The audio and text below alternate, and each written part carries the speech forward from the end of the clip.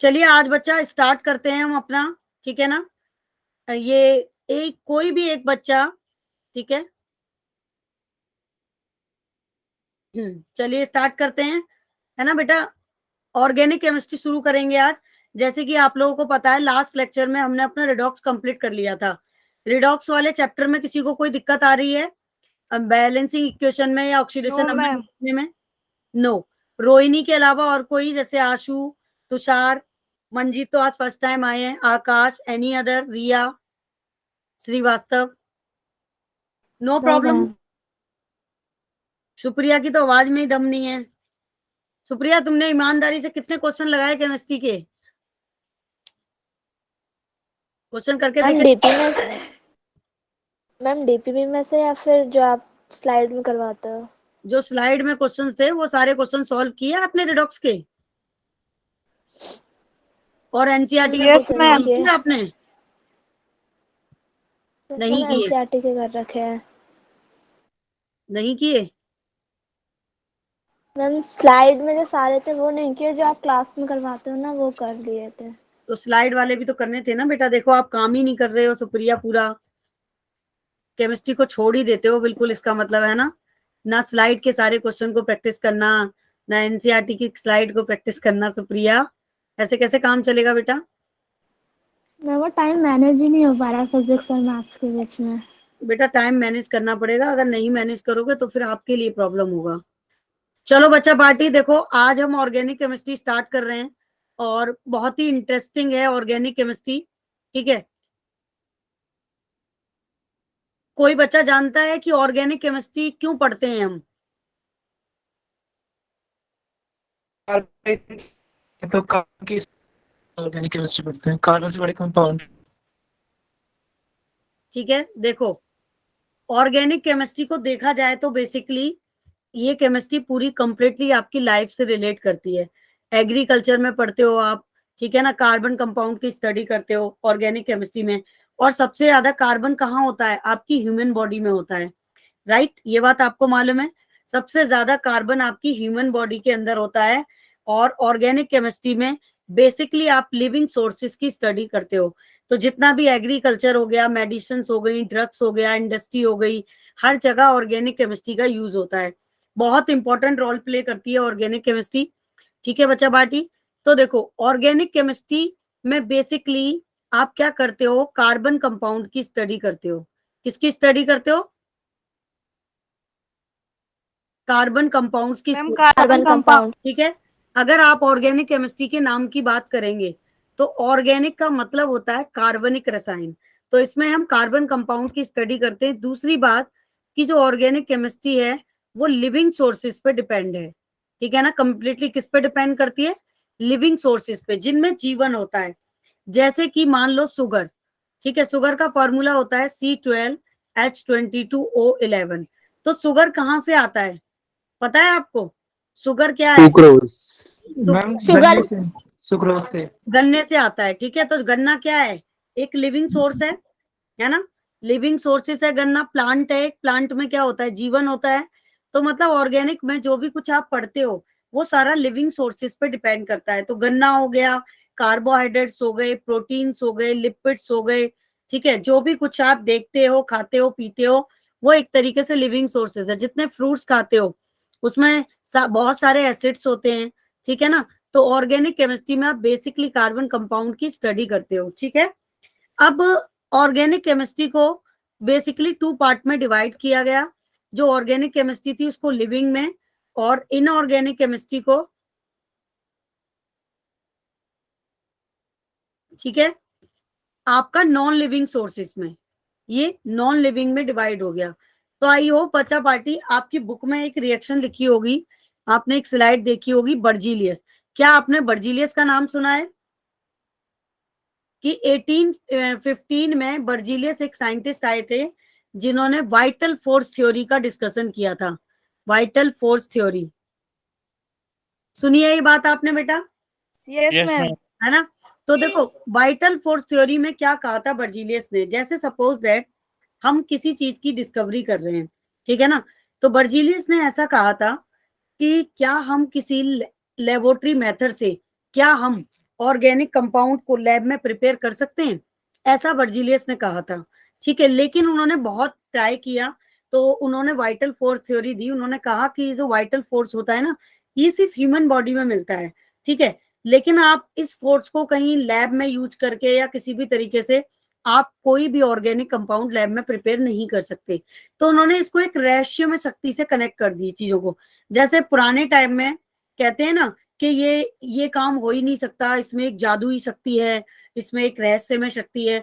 तो ऐसी बर्जीलियस जब अपने कॉन्सेप्ट पे फेल हो गए, तो उन्होंने उस कॉन्सेप्ट को छोड़ दिया कि हम ये काम कर ही नहीं सकते, कभी भी ऑर्गेनिक कंपाउंड लैब में प्रिपेयर नहीं किया जा सकता बाय किसके, बाय ऑर्गेनिक कंपाउंड। ठीक है ना, मतलब कि बाय बर्जीलियस, बर्जीलियस के द्वारा नहीं बनाया जा सकता। तो देखो, फिर उसके बाद आपने एक साइंटिस्ट का नाम पढ़ा होगा, ये वाली रिएक्शंस भी आपकी बुक में है। उसके बाद नेक्स्ट साइंटिस्ट आए वॉलर साइंटिस्ट। वॉलर ने क्या किया, इनऑर्गेनिक कंपाउंड को लिया, इनऑर्गेनिक कंपाउंड को लिया। इनऑर्गेनिक कंपाउंड क्या है, जैसे कि अमोनियम साइनेट। जब उन्होंने अमोनियम साइनेट को, अमोनिया क्या है, इनऑर्गेनिक कंपाउंड है, ऑर्गेनिक कंपाउंड तो है नहीं। जब उन्होंने अमोनियम साइनेट को हीट किया, गर्म किया, तो बच्चा पार्टी उन्होंने क्या बनाया, यूरिया बनाया। तो एक ये यूरिया था जो सबसे पहला फर्स्ट कंपाउंड था जो लेबोरेटरी मेथड में प्रिपेयर किया गया था। किसके द्वारा किया गया था, वॉलर साइंटिस्ट के द्वारा किया गया था, 1928 में किया गया। क्या ये बात क्लियर है आप सभी को? Yes ma'am. ठीक है, तो पहला कंपाउंड, अगर आपसे कोई पूछे, ये क्वेश्चन कई बार नीट में आया है, मतलब ऑल एंट्रेंस एग्जाम्स में आया हुआ है कि लैब के अंदर फर्स्ट ऑर्गेनिक कंपाउंड कौन सा था जो प्रिपेयर किया गया था, यूरिया था जो फर्स्ट ऑर्गेनिक कंपाउंड था लैब में प्रिपेयर किया गया। फिर उसके बाद दूसरा 1845 में एसिटिक एसिड की डिस्कवरी हुई, फिर 1856 में मीथेन की डिस्कवरी हुई। तो यहां से केमिस्ट्री, ऑर्गेनिक केमिस्ट्री की शुरुआत हुई और पहला ऑर्गेनिक कंपाउंड लैब में जो बना वो था यूरिया। ठीक है, यहां तक सभी को क्लियर है? Yes ma'am. ओके, ठीक है। अभी मैंने आपको बताया था कि आप कार्बन कंपाउंड की स्टडी करते हो ऑर्गेनिक केमिस्ट्री में, तो आपने एक चैप्टर पढ़ा होगा 10th में, कार्बन एंड कंपाउंड्स पढ़ा था, यस मैम। Yes ma'am. जिसमें सबसे पहला टॉपिक आप पढ़ते हो हाइड्रोकार्बन, पढ़ा था या नहीं? यस मैम, पढ़ा था। तो मैम। देखो, अब हम जो पढ़ेंगे बच्चा, वो पढ़ेंगे बेसिक ऑफ ऑर्गेनिक केमिस्ट्री।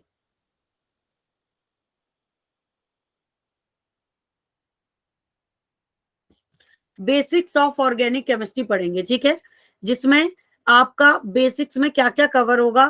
तो देखो, सबसे पहले शुरुआत होती है यहाँ से हाइड्रोकार्बन से। ठीक है, ये आप 10th में पढ़ के आए हो, और आपने पढ़ा होगा हाइड्रोकार्बन को हम सैचुरेटेड हाइड्रोकार्बन भी बोलते हैं, yes ma'am. Saturated hydrocarbon, right. और unsaturated, unsaturated hydrocarbon and more unsaturated hydrocarbon.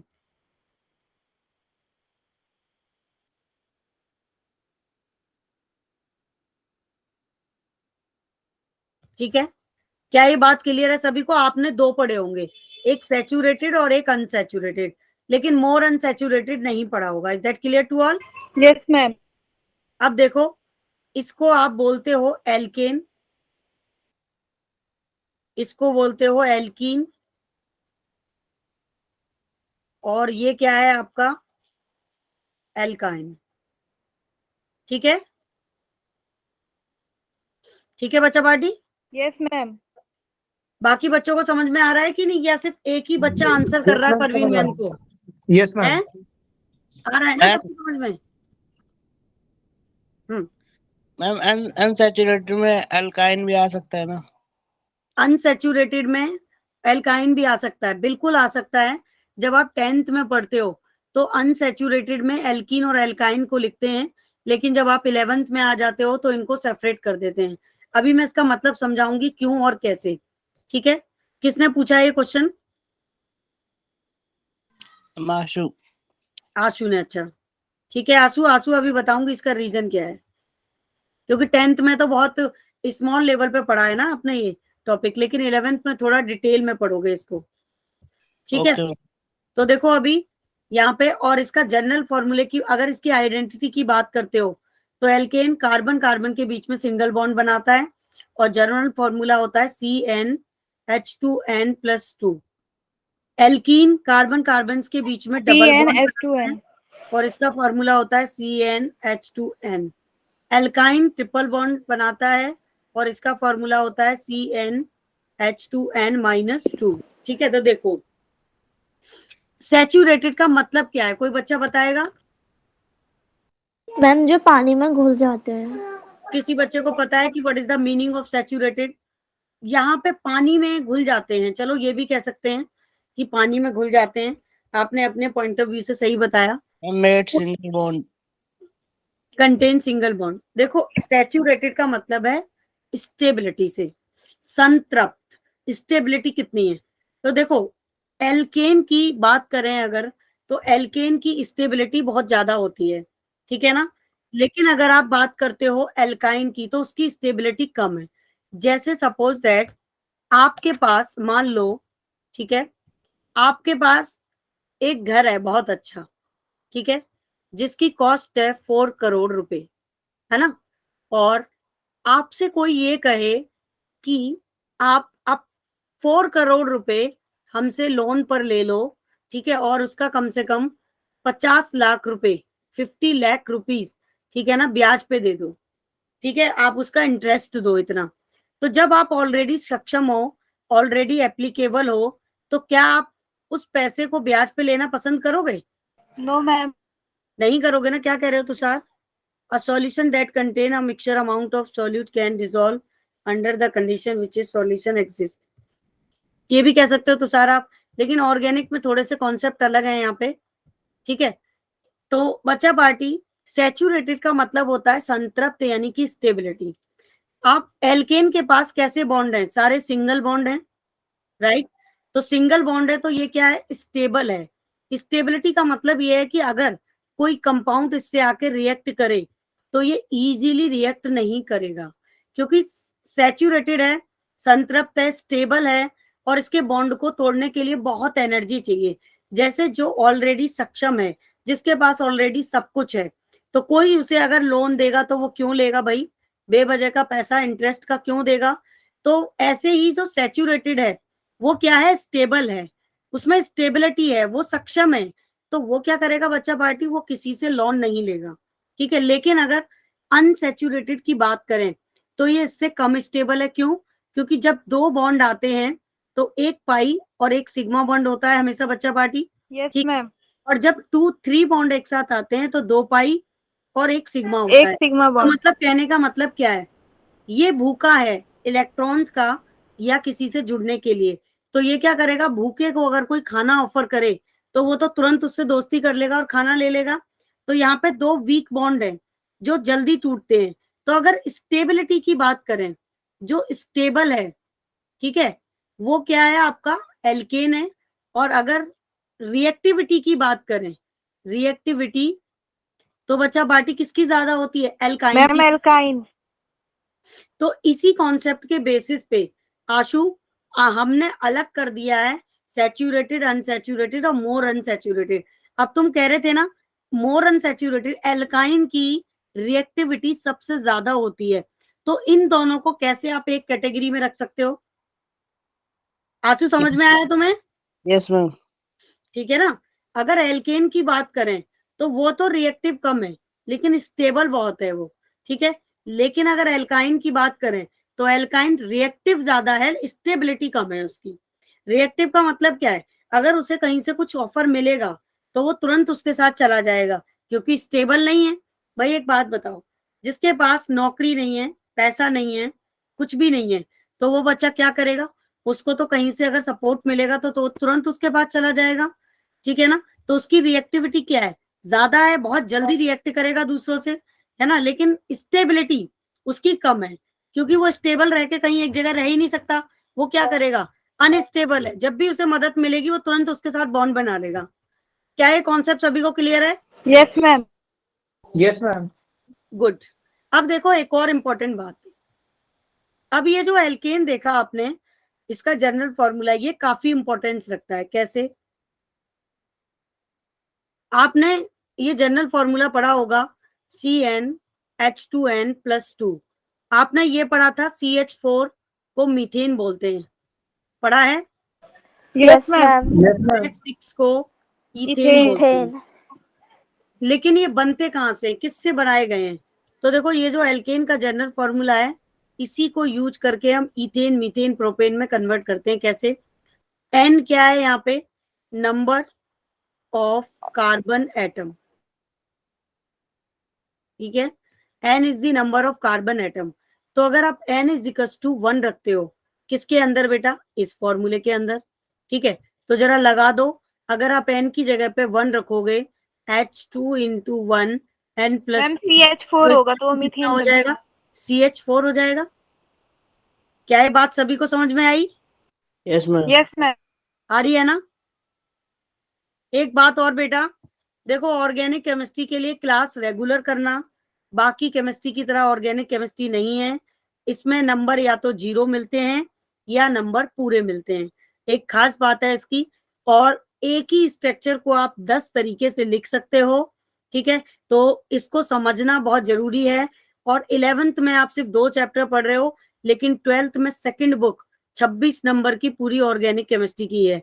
और किसी भी एंट्रेंस एग्जाम में ऑर्गेनिक केमिस्ट्री, ठीक है, आपकी सबसे ज्यादा आती है। और आईआईटी में तो इतने टफ क्वेश्चंस आते हैं ऑर्गेनिक केमिस्ट्री से कि अगर इसका बेस क्लियर नहीं है तो आप उसके क्वेश्चंस को हिला भी नहीं सकते हो। तो आपको बिल्कुल एक एक लेक्चर ध्यान से कॉन्सेंट्रेट होकर समझना है। कोई भी डाउट हो, कोई भी टॉपिक समझ में नहीं आ रहा है तो तुरंत परवीन मैम से पूछोगे। ये मंजीत, आप आज फर्स्ट टाइम मेरी क्लास में आए हो बेटा, आपको कुछ समझ में आ रहा है? मंजीत एंड रवि। और रवि आपको, क्योंकि आपको भी मैंने अपनी क्लास में देखा नहीं है पहले। यस मैम आ रहा है। आप भी फर्स्ट टाइम आए हो रवि आज? Yes ma'am. मैम मैं ग्रुप में ऐड नहीं हूँ, अच्छा, तो जो फिर नया आपको लिंक कैसे मिला? मेरे फ्रेंड ने दिया है, आकाश ने। अच्छा अच्छा, आकाश ने दिया है, ओके। तो रवि, आप अवंती का टेस्ट देते हो क्या? अभी तो नहीं दिया मैम। देना जरूर है ना? ठीक है मैम। ओके, ठीक है। किसी को कोई प्रॉब्लम हो तो बेटा पूछ लेना मुझसे। तो देखो इस तरीके से अगर हम n इज इक्वल टू 2 रखते हैं, n equal to 3, n equal to 5, n equal to 6, 7, 8, तो आपने 10 तक रूट नेम्स पढ़े होंगे। इनको क्या बोलते हैं बच्चा पार्टी? इन नेमिंग को रूट नेम्स बोलते हैं, ठीक है? Root name. और या फिर आप पढ़ते हो इसे बोलते हो वर्ड रूट, वर्ड रूट। तो 2 तरीके से आप इसको पढ़ते हो, ठीक है? तो देखो मैं सारे नेम लिख देती हूँ। आपको 15 तक रूट नेम्स याद होने चाहिए ऑर्गेनिक केमिस्ट्री को पढ़ने के लिए। एक बात बताइए, अगर मान लो सपोज दैट आपके किसी के नाम नहीं होते, तो परवीन मैम कैसे बुलाती हैं आपको?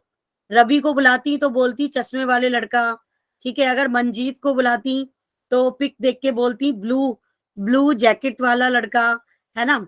सुप्रिया को बोलती तो बोलती कि ऑरेंज ड्रेस वाली लड़की, ठीक है? और सुमित को बोलती तो ये भूत कौन है, ठीक है? भूत वाला फोटो लगा रखा है सुमित ने। तो अगर मान लो हमारे नाम नहीं होते तो कितना टिपिकल हो जाता हमें आइडेंटिफाइड करना।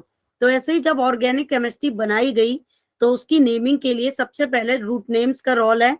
जब रूट नेम्स आपके क्लियर होंगे तब आप ऑर्गेनिक केमिस्ट्री को समझ सकते हो। तो इसलिए पूरा बेसिक बता रही हूँ पहले।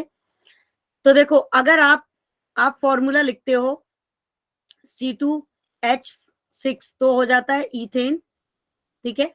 यहीं से बता देती हूँ मैं। अगर आपने लिखा C3H8 तो बन जाता है प्रोपेन, ठीक है? और अगर आपने लिखा C4H10 तो बन जाएगा butane, C5H12 pentane. Root names याद है किसी को? Yes yes ma'am. मैम। तो Yes, बोलते ma'am. रहो, साथ साथ बोलो अगर याद है तो। Ma'am hexane.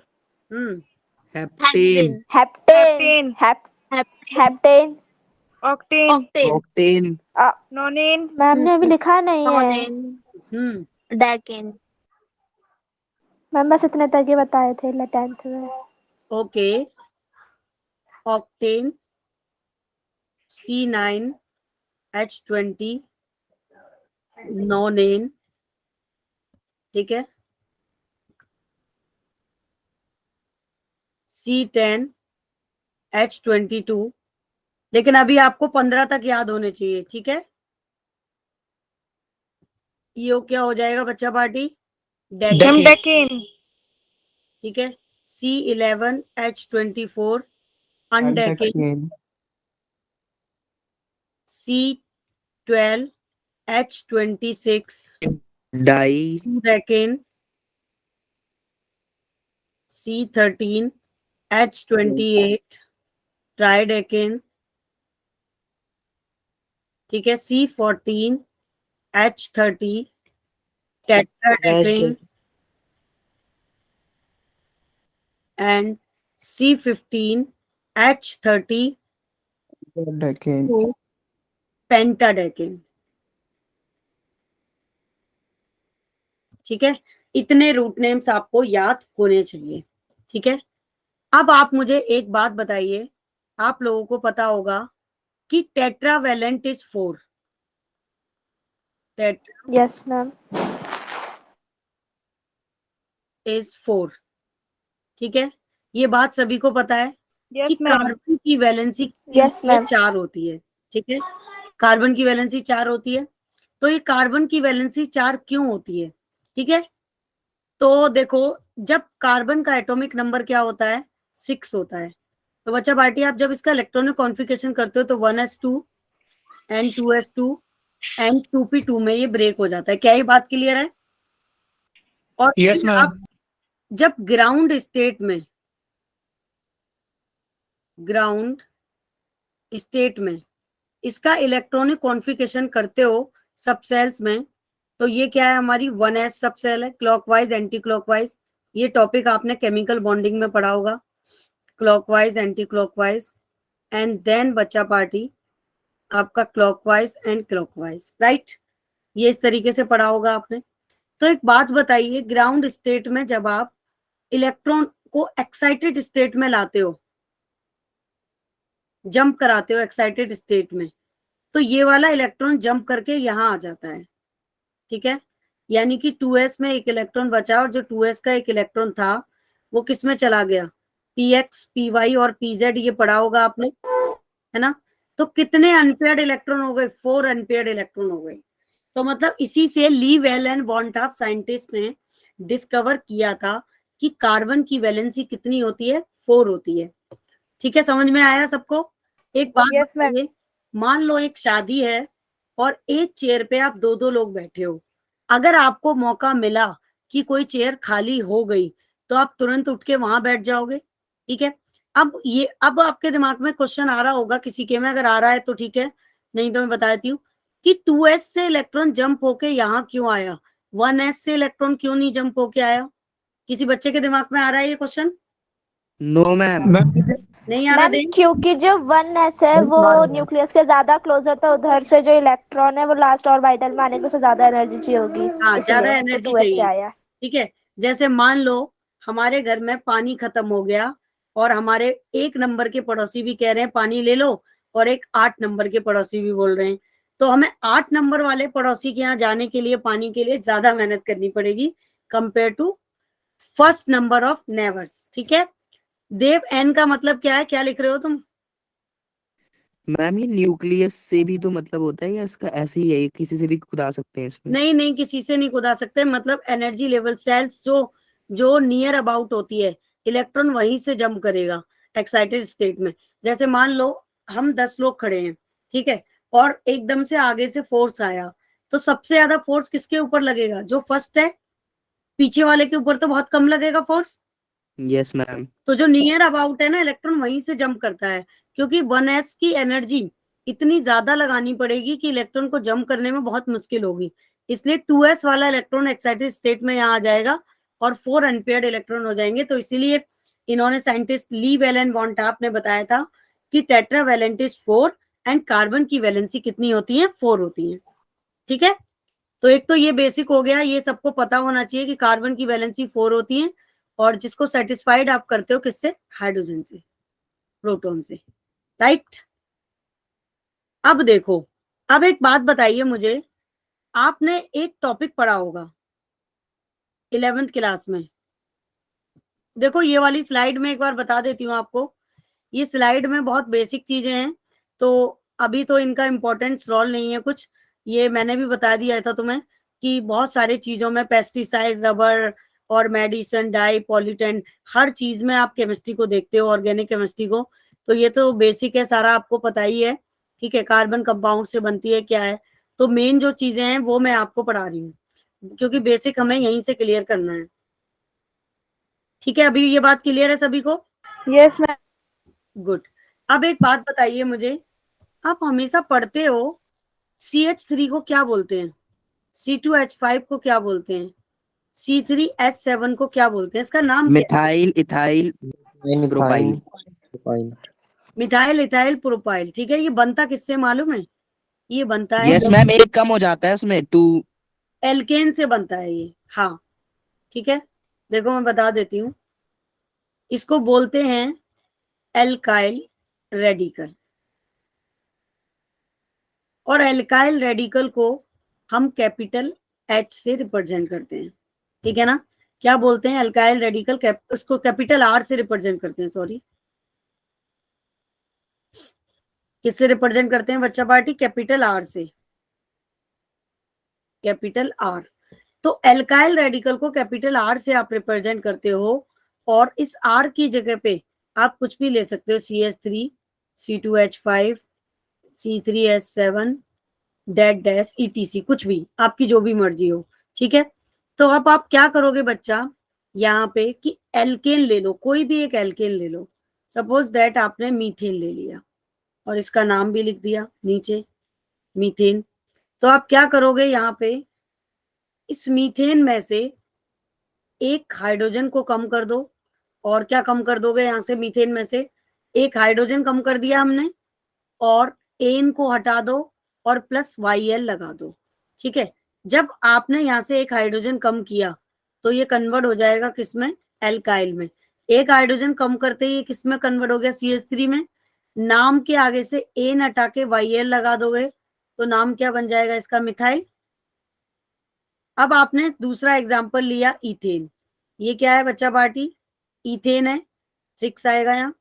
इसमें से भी एक हाइड्रोजन हटाया, एन को हटाया, प्लस YL लगा दिया, तो ये क्या बन गया? C2H5 इथाइल, ठीक है।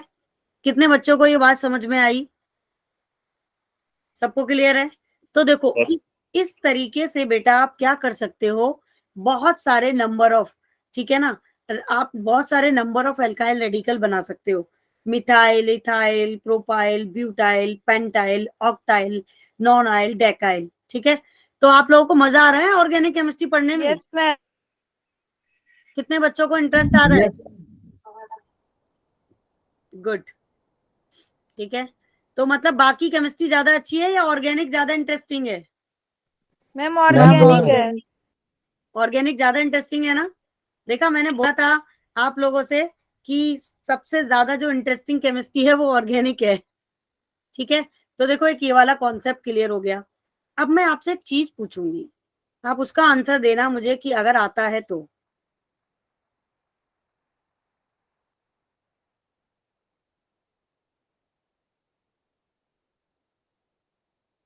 इस स्ट्रक्चर का कॉमन नेम क्या होगा? आप लोग 10th में पढ़ के आए हो, बताओ। Ma'am, कौन prop बताएगा? 2N. Prop 2N. No, not, ma'am butene. No. Tushar ने भी कुछ आंसर Ma'am, किया, Bu2N. तुषार का मैम, भी देख लेते हैं आंसर। मैम मैम मुझे 2 फिजिक्स मिथाइल। की केमिस्ट्री अच्छी, मैम 2 मिथाइल मैम 2 मैम मुझे मिथाइल फिजिकल केमिस्ट्री अच्छी लगती है, अच्छा लगता है। Okay Tushar, ma'am 2 methyl propane. किसी ने सही आंसर नहीं दिया परवीन मैम को। इसका नाम, इसका कॉमन नेम पूछा मैम, परवीन ने। हाँ बोलो। N propane. N butane. इसका कॉमन नेम है आइसोब्यूटेन, आइसो। ठीक है। किसी ने नहीं बताया, लेकिन अब देख के एक चीज जरूर क्लियर हो गई होगी आपको। कि क्या क्लियर हो गई? कि आपने ये स्ट्रक्चर कहाँ पढ़ा है? 10th में पढ़ा है। ये बात क्लियर हो गई सबको, Yes, ma'am. है ना? और इसका नाम है एन ब्यूटेन। ये वाला स्ट्रक्चर भी पढ़ा होगा, कुछ कुछ याद आ रहा है सबको? आ रहा है कि नहीं आ रहा? यस बोलो मैम। भाई। मैम ठीक है, लेकिन ये ऐसे होता क्यों है? तो देखो 10th में आप लोगों ने सिर्फ इनको रटा कि इसको आइसो कहते हैं, इसको नॉर्मल कहते हैं, लेकिन 11th क्लास में या एंट्रेंस में आप ऑर्गेनिक केमिस्ट्री को रट नहीं सकते। आपको हर क्वेश्चन का कॉन्सेप्ट समझना पड़ेगा। हो सकता है उसने आइसोब्यूटेन का स्ट्रक्चर तुम्हें क्लास में पढ़ाया टीचर ने, या मान लो परवीन मैम ने पढ़ाया, और तुम्हें वहां दे दिया एग्जाम में आइसो ऑक्टेन का स्ट्रक्चर, तो तुम्हें इसका कॉन्सेप्ट समझ में आना चाहिए कि एक्चुअल में आइसो है क्या। क्या ये बात क्लियर है सभी को? Yes, ma'am. तो देखो एल्केन बहुत इंपॉर्टेंट रोल प्ले करता है ऑर्गेनिक में। 3 पार्ट में डिवाइड किया गया है। एक तो नॉर्मल एल्केन, आइसो एल्केन, और बेटा न्यू एल्केन। क्या ये बात क्लियर है सभी को? Yes ma'am. है ना? अब देखो बचा पार्टी यहाँ पे कि normal alkane, iso alkane and neo alkane. ठीक है, नॉर्मल का मतलब होता है एक normal chain, straight chain, normal position में कार्बन टू कार्बन लगे हों, तो उसको बोलते हैं normal alkane. Total number of carbon कितने? 4।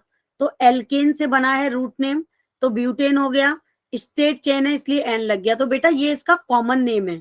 अगर कोई तुमसे जनरल नेम और कॉमन नेम पूछे तो एन ब्यूटेन होगा, और आपके पेपर में, आपके एंट्रेंस एग्जाम में ये क्लियरली क्वेश्चन में लिखा होता है कि दिस स्ट्रक्चर का कॉमन नेम बताओ या आईपैक बताओ। या फिर वो क्वेश्चन पूछेगा आपसे, तो हो सकता है कॉमन नेम दे दे या आईपैक दे दे, तो आपको दोनों तरीके की नेमिंग करनी आनी चाहिए। ठीक है, अब आप इसका आईपैक नेम लिखते हो अगर, तो आईपैक लिखते हो ओनली ब्यूटेन। क्या ये बात सही है? Yes, ma'am. तो आई होप सबको नॉर्मल एल्केन क्लियर हो गया होगा। Yes ma'am. किसी को कोई डाउट हो तो दोबारा भी पूछ लेना भाई प्लीज। लेकिन कोई भी बच्चा ऐसा ना रहे क्लास में कि कॉन्सेप्ट क्लियर ना हो। ठीक है, क्योंकि मुझे आप सबके टेस्ट में अच्छे नंबर चाहिए। अब आगे किसी भी टेस्ट में किसी बच्चे के नंबर कम नहीं होने चाहिए। किसी को कोई भी प्रॉब्लम हो, immediately you can ask me. तो प्लीज अपने कॉन्सेप्ट क्रिस्टल क्लियर करके चलें। ठीक है? मैम ठीक है नोट्स बच्चा कब पार्टी? मिलेंगे? नोट्स कब मिलेंगे? नोट्स तो मैंने इसके ऑलरेडी अपलोड कर दिए हैं बेटा आपकी शीट में। आपके पास बिट लिंक है। मनप्रीत कौर, मनप्रीत बेटा आप पहली बार तो मेरी क्लास में आ रहे हो बेटा, तो आपको कहाँ से पता होगा नोट्स कहाँ मिलेंगे? आज मेरी क्लास में 3 बच्चे नए हैं, एक तो मनप्रीत कौर, रवि, और एक और मंजीत। तो आप लोगों को मैं एक लिंक दे रही हूँ, क्लास के बाद देती हूँ, ठीक है ना? तो वहां पे सारे नोट्स, सारे वीडियो रिकॉर्डिंग लेक्चर्स अवेलेबल हैं। मनप्रीत आप भी फर्स्ट टाइम आ रहे हो ना क्लास में? Yes ma'am. आपने भी अभी ज्वाइन किया है क्या अवंती? Yes ma'am. आपको अपनी स्टूडेंट आईडी पता है? यस मैम पता है। तो आप लोग एक काम करो, रवि, मंजीत एंड क्या कहते हैं, जो भी नया बच्चा है आज की क्लास में, वो अपनी स्टूडेंट आईडी, ईमेल आईडी, अपना नाम मुझे मेरे पर्सनल नंबर पे मैसेज करो। देव मेरा पर्सनल नंबर चैट बॉक्स में लिख दो। एक मिनट मैम। ठीक है बेटा, ताकि मेरे पास रिकॉर्ड रहे, और आपको भी कोई दिक्कत हो तो आप मुझे डायरेक्टली कांटेक्ट कर सकें या कनेक्ट कर सकें कि मैम हमें नोट्स नहीं मिल रहे या हमारा लिंक ओपन नहीं हो रहा है, ये सब। तो मैं पहले क्लास ले लूं, पढ़ा दूं, फिर आपसे डिस्कस करती हूँ। देव मेरा नंबर आपको चैट बॉक्स में दे रहा है, आप उसे सेव कर लें, डॉक्टर परवीन के नाम से। नोट कर लो, सुमित ने दे दिया है, सुमित गुप्ता ने। ये जो नए बच्चे आ जाए हैं, प्लीज नोटेड दिस नंबर। अब देखो बच्चा पार्टी, आइसो एल्केन का क्या मतलब है? आइसो एल्केन का ये मतलब है कि कोई भी, मान लो परवीन मैम का ये हाथ है, ठीक है, इसमें आपको 5 फिंगर दिख रही हैं, 4 फिंगर और एक थंब। तो मेरे हाथ की इस राइट हैंड साइड से सेकंड नंबर की पोजीशन ये है, एक तो, ठीक है, और अगर लेफ्ट से बात करूंगी तो सेकंड नंबर की पोजीशन ये है, ठीक है। क्या ये बात सबको समझ में आई? पहले इतना बताओ, आ गई? Yes ma'am. ये ठीक है, आ गई ना? तो कहने का मतलब ये है माय डियर कि जब भी आप, आइसो का मतलब ये है कि जब भी कोई मिथाइल ग्रुप या कोई भी ग्रुप सेकंड लास्ट पोजीशन पे लगेगा तो वो बच्चा पार्टी क्या होगा? आपका आइसो एल्केन होगा।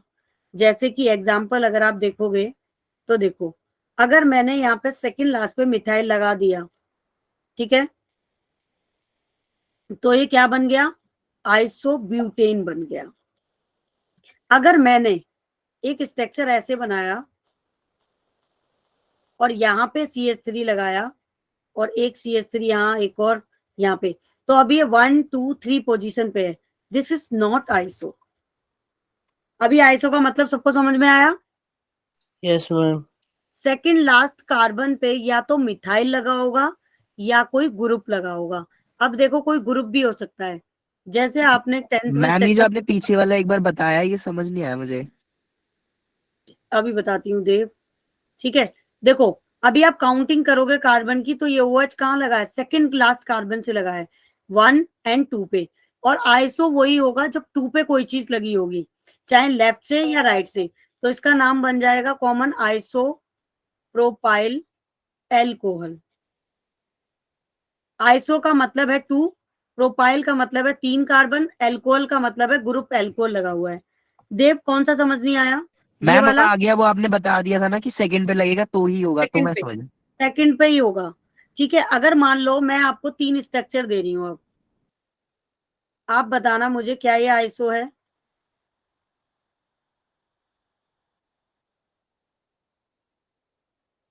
No ma'am.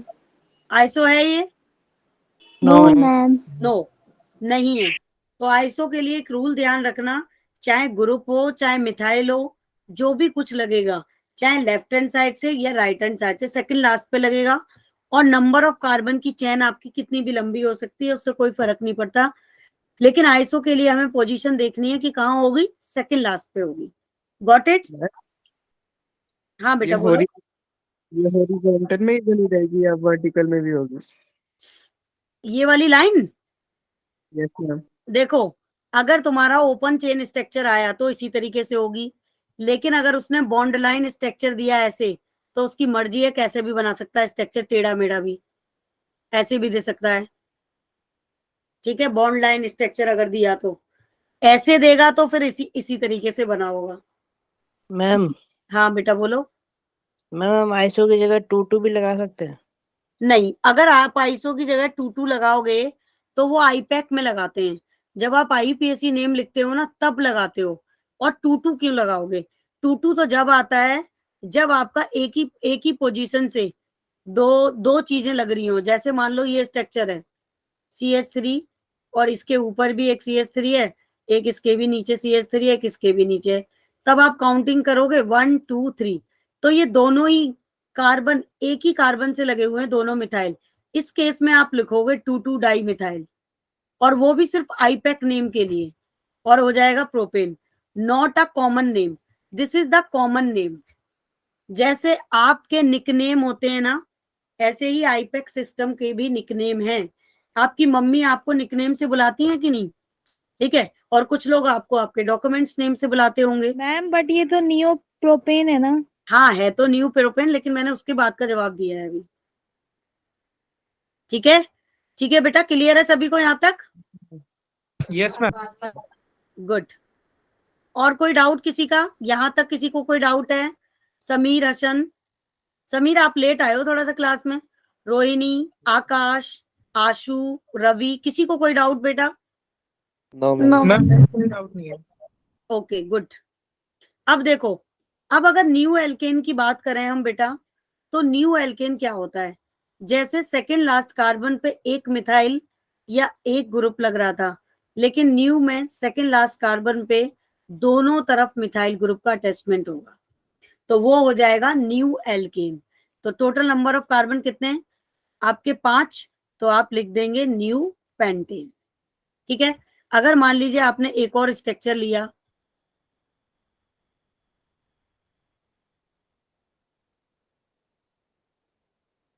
तब अब इसका नाम क्या हो गया?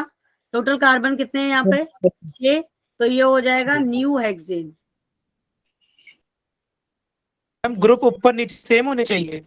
हाँ, एक ही कार्बन से लगे रहेंगे, इस सेम कार्बन से ऊपर नीचे लगा रहेगा कोई भी ग्रुप या फिर कोई भी एल्काइल रेडिकल, तो वो होता है न्यू एल्केन। ठीक है, क्लियर है सभी को? मैम लेकिन ये तो सेकंड पे लगा तो यहाँ पे आइसो नहीं आएगा।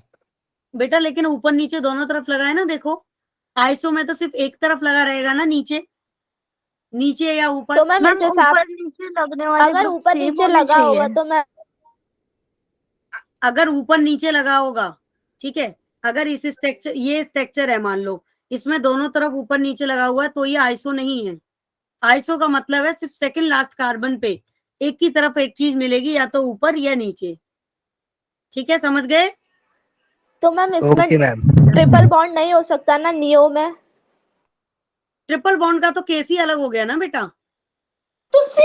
सुप्रिया, ट्रिपल बॉन्ड तो अलग चीज हो गई। ये अभी मैम अभी आपने बोला ना कोई से भी ग्रुप प्रिया, का। आपने शायद ढंग से स्लाइड देखी नहीं बेटा, ढंग से पढ़ी नहीं। परवीन मैम ने किसके पार्ट लिखे हैं? एल्केन के लिखे हैं। Alkane. This is the part of alkane, तो not involvement of double bond and then triple bond. ठीक है, एल्काई मतलब ट्रिपल बॉन्ड और डबल बॉन्ड का वो अलग से आएगा। हाँ जी, आई बात समझ में? Yes ma'am. ओके, चलिए अभी देखो बच्चा पार्टी यहाँ तक क्लियर है। अब देखो आगे एक और इम्पोर्टेंट पॉइंट जो आपकी आज की स्लाइड में दे रखा है। अभी परवीन मैम ने आपको बताया था कि अब आपको मैं सिखा रही हूँ हाइब्रिडाइजेशन कैसे निकालते हैं और आपका पाई और सिग्मा बॉन्ड कैसे काउंट करते हैं। मैम मैंने जो फोर्थ चैप्टर में था वही है ये? फोर्थ चैप्टर में था वही है, मतलब जो वेस्पर थ्योरी थी वही वाला हाइब्रिडाइजेशन है? नहीं नहीं, ये ऑर्गेनिक का हाइब्रिडाइजेशन है। ऑर्गेनिक के स्ट्रक्चर्स का करते उसी तरीके से हैं, लेकिन ऑर्गेनिक में थोड़ा अलग होता है, सिर्फ कार्बन कार्बन के लिए निकालते हैं। मैं इसके लिए एक ट्रिक बता रही हूँ तुम्हें, तुम्हारा कभी हाइब्रिडाइजेशन गलत ही नहीं होगा। नहीं तो लंबा प्रोसेस है, फिर आप इलेक्ट्रॉनिक कॉन्फ़िगरेशन करो, फिर उसको सब सेल्स में डालो, देखो कितने अनपेयर्ड इलेक्ट्रॉन है, वो बहुत लंबा प्रोसेस है। मैं आपको एक ऐसी ट्रिक्स बताऊंगी, कभी आपका हाइब्रिडाइजेशन का क्वेश्चन गलत ही नहीं होगा। पहले आप सीखो how many count pi and sigma bond, ये वाला क्वेश्चन सीखो पहले। तो देखो अभी परवीन मैम ने आपको बताया था, जब भी कभी सिंगल बॉन्ड होते हैं कार्बन कार्बन के बीच में सारे सिग्मा होते हैं, और यस जब मैम। डबल बॉन्ड आता है एक साथ, ये तो सिग्मा है, तो तो पाई। एक पाई एक सिग्मा होता है। और जब ट्रिपल बॉन्ड आता है तो बच्चा पार्टी 2 पाई और 1 सिग्मा होता है। ठीक है, तो अगर मैं आपको यहाँ पे एक स्ट्रक्चर दूं CH3 CH2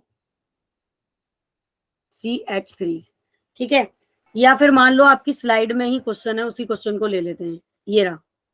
ठीक है, कि how many sigma and pi bond are present each of the following molecule. इस स्ट्रक्चर्स में मैम कितने पाई और कितने सिग्मा है, कौन बताएगा? मैम 3 पाई है और 1 सिग्मा है।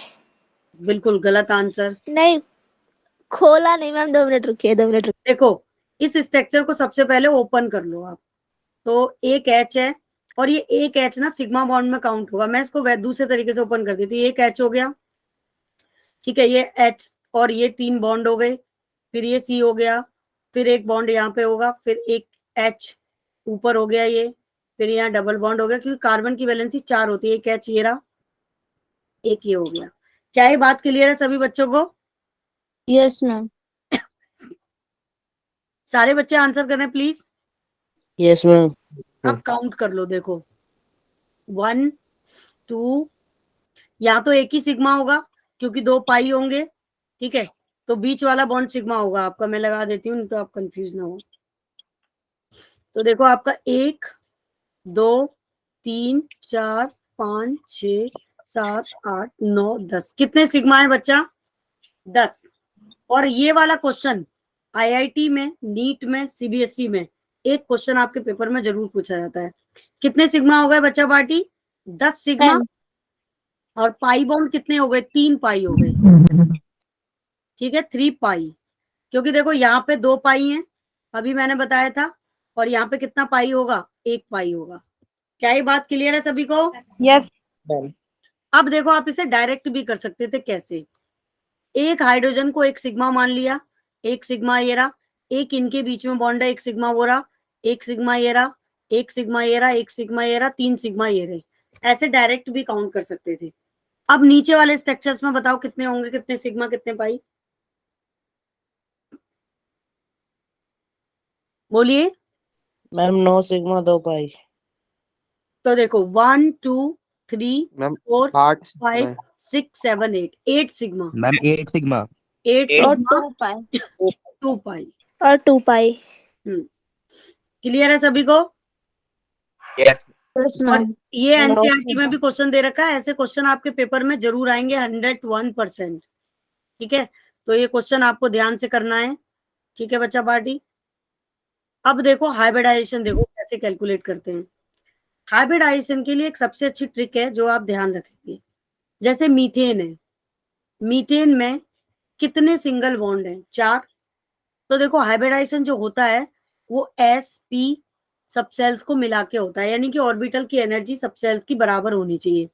लेकिन आपको सबसे कोई मतलब नहीं है, ये समझ लो। मैम आपने रिप्लाई नहीं किया बेटा, आपने क्या पूछा? इसमें मैंने चैट सेक्शन देखा नहीं, सॉरी। मैम हाइड्रोजन तो 4 है ना, बस हाइड्रोजन तो 4 है ना? नहीं बेटा, देखो ये भी तो है ना 3, 3 ये हो गए, एक ये हो गया 4, और इसके पास एक हो गया, ये भी तो मतलब बॉन्ड से ही तो, बॉन्ड क्या करता है? बॉन्ड हाइड्रोजन को ही तो रिप्रेजेंट कर रहा है ना। तो देखो 2 और एक यहाँ पे जो बॉन्ड है वो भी हाइड्रोजन को रिप्रेजेंट कर रहा है। ठीक है, आप चाहो तो इस बॉन्ड को हटा के कुछ भी लगा लो, तो 2 3 4 5 6 7 और एक 8। मैम इसमें 9 हो रहे हैं। 9 नहीं है बेटा, कहाँ से 9 हो रहे हैं? देखो इसको ओपन कर लो, एक ये रहा, एक ये रहा। जब भी कोई दिक्कत आए ओपन कर लेना उसको, स्ट्रक्चर को। अब काउंट करो कहाँ 9 हो रहे हैं। देखो 1 2 1 2 3 4 5 6 7 8, एक बॉन्ड नीचे एक्स्ट्रा लग गया है। नहीं नहीं मैम, नहीं, ठीक ये है 9 ठीक है। हाँ 9 ही हो रहे हैं बेटा, राइट 9 हो रहे हैं बिल्कुल। यहाँ वाले बॉन्ड को भी तो काउंट करेंगे जो बीच में रहेगा, क्योंकि ये बॉन्ड किसी ना किसी से कनेक्ट भी है ना। 9 है बेटा, you are right, 9 sigma 2 pi. Okay everyone? Yes ma'am. Yes ma'am. Yes ma'am. ये स्लाइड में तो पता नहीं कैसे आंसर लिखा है, इसको तो देखना ही मत, आप अपने हिसाब से करो क्वेश्चन। अब देखो यहाँ पे अगर किसी को कोई डाउट हुआ करे ना तो पूछ लिया करो। जैसे देखो मैंने आपको समझा तो दिया, लेकिन आप लोगों ने बोला 8 सिग्मा है तो मैंने इतना फोकस नहीं किया क्वेश्चन पे। लेकिन अभी पूछा आपने मंजीत, बहुत सही किया। तो हमें इसीलिए तो कहते हैं हमें कॉन्सेप्ट क्लियर होने चाहिए। अगर हमें चीजें समझ में आ जाती है ना तो गलती करने की कोई गुंजाइश नहीं होती। तो देखो बच्चा पार्टी, इसका हाइब्रिडाइजेशन होता है sp3। तो आप ध्यान रखना, ये जो s होता है ना ये दादा है, डॉन है। तो जब भी कभी बॉन्ड्स बने होते हैं ना किसी कार्बन के, एक s का बॉन्ड फिक्स है, बाकी के जितने भी सिंगल बॉन्ड दिखे वो सब p में चले जाएंगे। अगर 2 बॉन्ड दिखे कहीं पे तो p में चले जाएंगे, 3 बॉन्ड दिखे तो p में जाएंगे। लेकिन एक जो s है डॉन दादा, उसका बॉन्ड फिक्स है, ठीक है ना। और डबल बॉन्ड अगर कहीं आ जाए तो पाई बॉन्ड अगर होता है तो pi bond not consider for the hybridization. क्या ये बात क्लियर है सभी को? Yes ma'am. Yes ma'am. है ना। अब देखो मैं एक सिंपल एग्जांपल बताती हूँ पहले। जैसे मीथेन का अगर मान लो हमने ये लिखा है structure C double bond C double bond, तो देखो यहाँ पे एक बॉन्ड तो हमारा क्या है, पाई है। तो पाई बॉन्ड को तो काट देंगे, हाइब्रिडाइजेशन के लिए काउंट ही नहीं करेंगे। ईच कार्बन का निकालना है, तो इस कार्बन के पास अब कितने बॉन्ड बचे? 1 2 और 3। तो एक तो S है, S तो दादा है, उसका तो फिक्स है। तो हाइब्रिडाइजेशन क्या हो गया? sp2। और इसके लिए भी क्या हो गया? sp2 हो गया। ठीक है, तो अब देखो ये वाला जो क्वेश्चन है, अगर हम इसके लिए हाइब्रिडाइजेशन निकालेंगे तो Cl तो अलग ही एलिमेंट है, इसका तो काउंट नहीं होगा। तो इसका हाइब्रिडाइजेशन क्या होगा? sp3। Ma'am sp3। बिल्कुल राइट। और अगर इसका निकालेंगे तो इसका मैं बता देती हूँ एक बार। तो देखो मैम ट्रिपल sp। तो यहाँ पे देखो, यहाँ ट्रिपल बॉन्ड होता है हमेशा, ठीक है। तो इस कार्बन के लिए अगर निकालोगे तो ये दो तो कैंसिल आउट कर दोगे, ये स्टैंडर्ड बुक में मिलेगा केवल आपको। तो इसके लिए दो ही बॉन्ड है इस कार्बन के लिए, एक बॉन्ड ये और एक बॉन्ड ये। तो CN का हाइब्रिडाइजेशन होगा हमेशा sp, और इसका हाइब्रिडाइजेशन क्या है? sp3। sp। ठीक है। तो ये sp3। सारे जो भी क्वेश्चंस यहाँ पे दे रखे हैं, ठीक है, इनको प्लीज आप करके लेके आना। एक और ये क्वेश्चन है, राइट। मैम एक बार मैम क्वेश्चन वाली स्लाइड दिखा दो। देखो,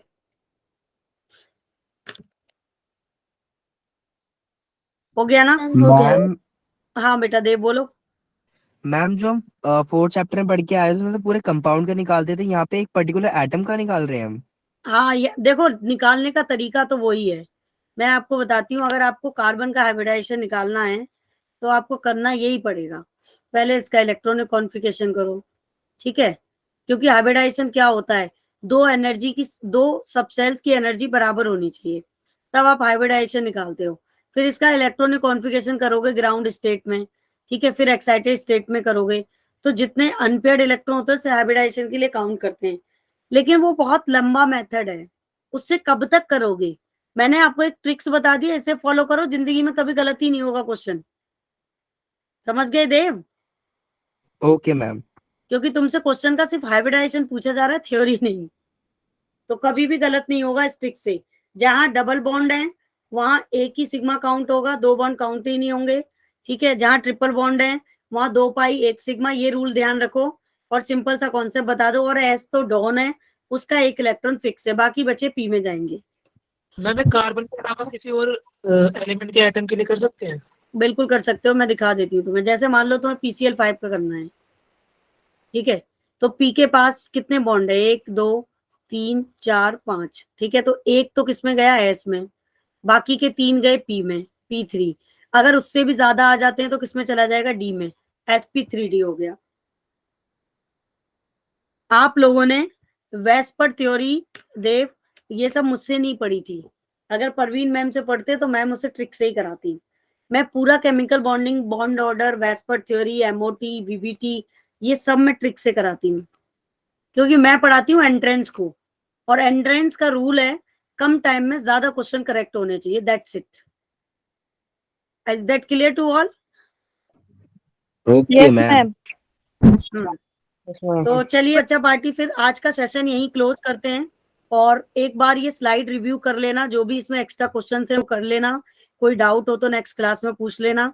और मैं फिर एक बार रिपीट करूंगी कि ऑर्गेनिक केमिस्ट्री बहुत इंपॉर्टेंट है, प्लीज बहुत ध्यान से पढ़ना, सबसे ज्यादा एंट्रेंस में पूछी जाती है, ठीक है। उज्जवल, आप भी लेट आए हो ना शायद क्लास में। और दूसरी इंपॉर्टेंट बात, सबसे टफ केमिस्ट्री इसको कहते हैं, ठीक है। तो अभी रिकॉर्डिंग ऑफ करते हैं, और कोई भी अभी जाएगा नहीं, 1 मिनट रुकेंगे आप लोग, कुछ बच्चे लेट आए हैं ना।